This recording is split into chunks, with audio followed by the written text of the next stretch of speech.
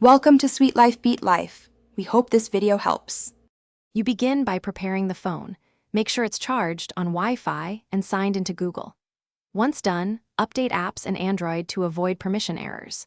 Next, open Play Store and install the Voice Access app. This is the only way to get full voice control on a Samsung A15. You do not delay with settings. Tap Install now, then open the app so you can proceed straight into permissions and accessibility activation without interruption.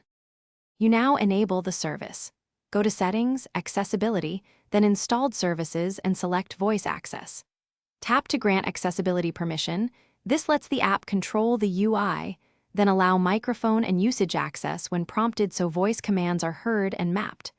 Once permissions are set, enable the accessibility shortcut or assign a gesture to launch voice access quickly. This makes control predictable. Make sure to confirm any runtime permission pop-ups so the feature runs reliably across apps. You finish by customizing and testing.